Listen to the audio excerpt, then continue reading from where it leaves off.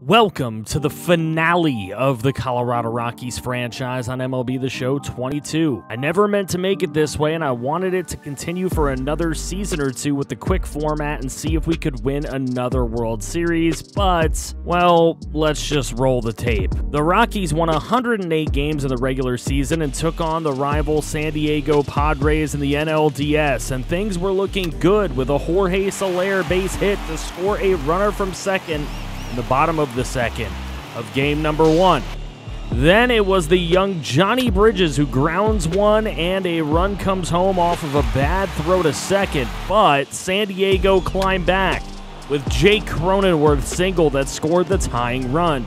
Top six, Alex Reyes gives up a single to center which scores the leading run, and in the bottom half, Juan Soto does what he does best, cracking a solo shot to tie the ball game up. And the home fans went absolutely wild. With the crowd back in it, they were zapped back out of it with a bad pitch drilled by Luis Campusano for a Padre lead. Trent Grisham then goes back-to-back with him, launching his own big fly.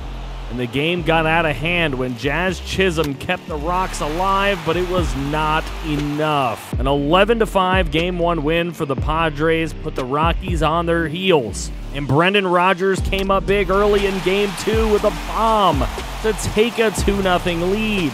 Bottom six, a big hit into left field corner by William Contreras made the game 3-0. And in the ninth, Clase made quick work, 1, 2, 3 of the Padres order, despite Soler having to range all the way back to the warning track for the final out of the game, in a 3-0 shutout win to tie the series at 1 game apiece. In game number 3, it's Rafi Devers off of Zach Gallen to make it 3 straight games where the Rockies strike first. At 2-0, it's a long fly ball by Shohei Ohtani to go back-to-back with Devers and increase the lead to 3. But Julio Rodriguez perfectly places a single down the line to get one back. And in the third inning, a sacrifice fly to right ties the ball game up. In the bottom of the fourth, it's another single to give San Diego a lead, 4-3 for the first time. Luis Campusano in the bottom of the seventh gets another Padres RBI single, and they led it by 1 until later in the inning. It's Avisail Garcia with a long ball over the left field wall to extend the Padres lead, handing them a 7-4 win at home and giving them the 2-1 series advantage. Game 4 was a pitcher's duel at 1-0 Rockies, headed to the bottom of the 8th, where Manny Machado would come up big with a single in front of Juan Soto to tie the ball game. And later in the inning, it's a blast off of Ohtani by J.D. Davis, a 3-run shot that would prove to be too much for the Rockies to overcome as they lose the best-of-5 series in just 4 games, despite scoring first in every single game of the series.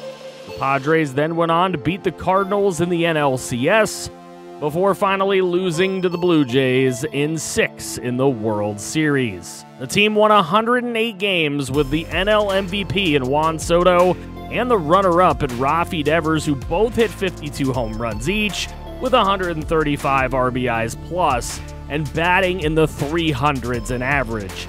They also had Cy Young candidate John Means, who one could argue deserved his second straight Cy Young with a 20-6 record and a 2.59 ERA. So yes, I was quite depressed and quite honestly didn't have the strength to even make this episode for a while, as Mike Soroka was dumped instantly for a package including subscriber prospect Bo Jackson. Then Austin Hayes was brought in on a 5-year deal to bolster the outfield. Funny little tidbit, former Rocky Herman Marquez was flipped straight up for subscriber prospect Ben Parker. Rockies then gave up on Joe Rock, dumping him for a package including subscriber prospect Sauce Boss. Next year, the Rockies went into the season with Shane Bieber and Shohei Ohtani leading the rotation and still had a very dangerous lineup as well. With all that firepower, they won 114 games, which is the same as the best Yankees team ever in 1998, a team that only lost 2 postseason games. The Rockies got through the NLDS, then they beat the Cardinals in the NLCS before finally losing to the Minnesota Twins in the World Series. Juan Soto was back-to-back NL MVP with 58 homers, batting .344. Ohtani was an MVP candidate as well, but he did win Cy Young over teammate Shane Bieber.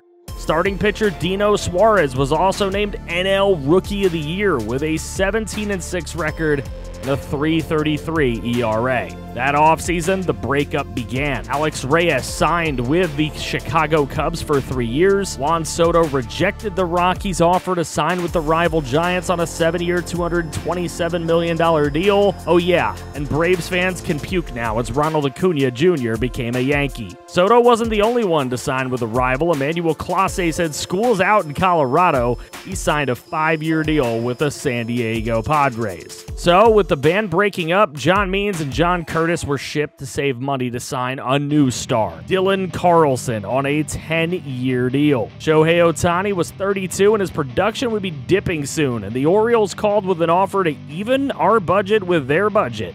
Odd, and thank you. The new look Rockies featured Shane Bieber and Aaron Savale, bringing along all the young guns, Juarez, Ramo, and Fernando Morales in the rotation and in the lineup. It was new, but still scary, with Devers, Carlson, and Rushman leading the way. That year, the Rockies won the West with 101 wins and were yet again eliminated by the Padres in the NLDS. Tough scene. The Padres then went on to lose the World Series again, this time to the Kansas City Royals. Clayton Kershaw took his place in the Hall of Fame, and William Contreras was salary dumped, giving him a starting chance in Pittsburgh. Just a year after acquiring Austin Hayes, he was out in a salary dump as well. The rotation then remained exactly the same, with Austin Lynch joining the bullpen to potentially be a future starter. The lineup remained virtually unchanged as Zach Veen took his place as a full-time starter over the traded Austin Hayes. That amounted to another 101-win season that would require a wild card game against the rival San Francisco Giants and Juan Soto, which the Rockies would win to have the honor of playing the Padres in the NLDS again and finally beating them to meet the Phillies in the NLCS, where their luck ran out. It did for the Phillies as well, as they lost the Yankees in the World Series again. Happy 19-year anniversary. The next season, the Rockies went crazy with their prospects. Bridges, Veen, Matos, Montgomery, Valentine, all playing. Same with the rotation. It was Bieber and the Young Guns. Sounds like a band. And the year fell flat, as the Rockies missed the playoffs for the first time this entire franchise mode at 84-78, still a winning record. The Padres lost another World Series, this one in 5 games, to the Texas Rangers, and the next season's lineup was unchanged, but the rotation was without Bieber this time and added another prospect in Sauce Boss. That team surprisingly won the division with 93 wins, and then they got beaten 4 games by the Giants in the NLDS, who went on to beat the Royals in the 2030 World Series. That offseason, Brendan Rodgers got a 4-year, $30 million deal with the Reds, and the lineup saw a change at second base and left field with Bo Jackson. Remember that trade earlier in the video? Also, Diego Cartaya was ready to start at catcher. In the rotation, it was the same for the most part. Add prospect Juan Cortez. That young team went out and won 107 games to win the division. They took down the Giants in the NLDS and met the Reds in the NLCS. Oh, and the organization won a AAA national title. But unfortunately, that doesn't help the Rockies, as they lost the NLCS to the Reds, who went on to lose the World Series to the Royals. That offseason, Mike Trout was inducted into the Hall of Fame with 601 homers and a career .302 average, and the Rockies went into the season with a new right fielder, Pablo Castro, and the lineup really growing to maybe be the best ever. The rotation was getting there too, with Lynch, Boss, Morales, all ace-level pitchers. That team won 97 games, still winning the West Division, but they were eliminated in the NLDS by the Dodgers. It's always some rival. That Dodgers team went on to beat the Detroit Tigers in the World Series, a former franchise team here on the channel. The Rockies ran it back for 2033 and won 106 games, and then they were eliminated by the San Francisco Giants, who won the World Series in an all-Bay Area series against the Oakland A's. In 2034, that same team lost the NLCS to the Pirates, who won the World Series against the A's, and closer Rigoberto Ramirez Jr. jumped ship to join them for 5 years. Traitor. In 2035, the Rockies were again eliminated by San Francisco, and the Giants won their second World Series in 3 years, beating the Toronto Blue Jays. After that season, Rigo wanted out of Pittsburgh, and he was shipped to Cleveland. Should have never left Colorado, but it was good he did because it marked the end of our window. The Rockies would have their last season over 500 at 82-80, missed the playoffs, while the A's finally got over the hump to beat the Phillies in the 2036 World Series. The next run of World Series were as follows. 2037 was the Guardians over the Pirates. 2038, Phillies over the Angels as they finally win one. 2039 was the Marlins over the White Sox as the Marlins win that random World Series every 20 years. 2040, Red Sox over the Giants. Red Sox went back at it in 2041 with a win over the Cardinals. The Twins over the Brewers in 2042. 2043, the Cardinals get a win over the Rangers. 2044, the Rays finally get a win over the Padres. And in 2045, it's the Astros over the Cardinals. In 2036, Emmanuel Clase retired with 388 career saves and a 3.5 career ERA. That year, Yoán Moncada was inducted into the Hall of Fame with 428 home runs and 2,300 hits. The year after that, it was Dino Juarez hanging up the cleats with a career 3.93 ERA and a 103-64 record. Brendan Rodgers joined him in retirement with 182 homers and 1,500 hits, while Austin Riley was inducted to the Hall with 514 home runs and 279 hits shy of 3,000. Johnny Bridges was next to go with a 303 career average, but only 1,594 career hits as he hung him up with teammate and sub-prospect Miles Burrow, who posted a 288 average. Our former backup catcher Willie Contreras retired as well, and Bryce Harper was the newest Hall of Famer with 536 home runs. Marco Guardado was our next big player, calling it quits with 150 saves. We stunted that by letting Rigo close over him, and a 3.65 career ERA. That year, it was Fernando Tatis Jr. and Cody Bellinger making the Hall of Fame. Bellinger only 474 home runs. Next up, it's Rigoberto Ramirez Jr. with his 400 career saves and 3.08 career ERA, retiring along with Pete Alonso with his 519 home runs, and Benny Montgomery, who hit 188 himself. Sub-prospect Tiger Tank, who did have a career 3.89 ERA despite a losing record, and Zach Veen and his 246 homers and 1,600 hits were out of here as well, with Eloy Jimenez and his 500 blasts making the Hall of Fame. Crazy that Polar Bear didn't. Finally, at 45 years old, Rafi Devers finally says I'll hang him up with 620 home runs and a 278 average on 2,650 hits. Easy Hall of Fame numbers for him. Then a former 3-year reliever of ours, Aaron Ashby, called it a career with fellow reliever Alexi Ramirez, channel member reliever Tuivalala Samuel, sub-third baseman Michael McHugh, and sub-closer James Franco Rogan. Not to mention a big-time player in Spencer Torkelson, who hit 523 home runs in his career, and he hit 281. And the best name ever, Tom Bong. Blaze up, baby. Torkelson made the Hall of Fame as well. Few more to go here. Sub-prospect Chicken Bombs didn't hit many bombs.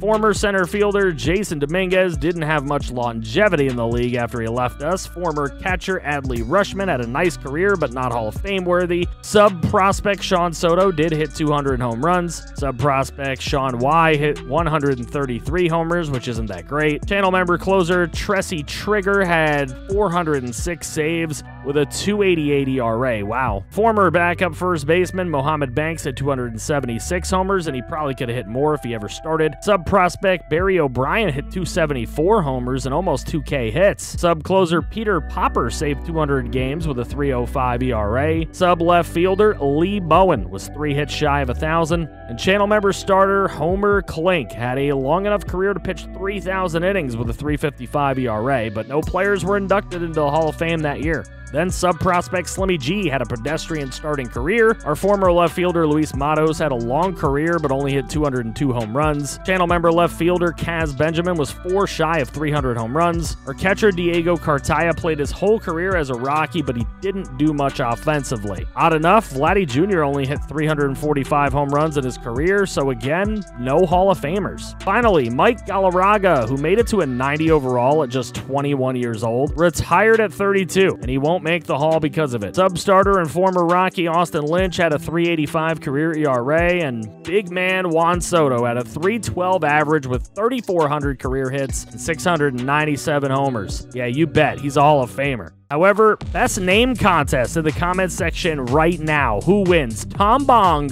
or Choo Choo? Is it the Choo Choo Train or the Bongalicious Tommy? I leave you with this general look at every other roster in the majors in 2045. Future Atlanta Braves rebuild? Wink, wink. Franchise quarterback channel member Christian Horn would love that. They look horrible. Thank you guys for so much support on another great series, but with views already dipping at the end of the major league season in real life, and my extreme disappointment in losing those games shown early on, ruining what was a wonderful season, I was burned on Rockies. I had just recorded an entire season of highlights, only to lose in the NLDS in 4 games. You can imagine my disappointment. We'll be back strong with another MLB The Show franchise in 23, and it opens up a spot for NBA or NHL to make its way back to the channel. What do you want to see? Let me know in the comments section. Thank you, channel members, and special shout out to General Manager Matthew Hackett. I love you all, and I hope you all have a wonderful day. Support more content right here.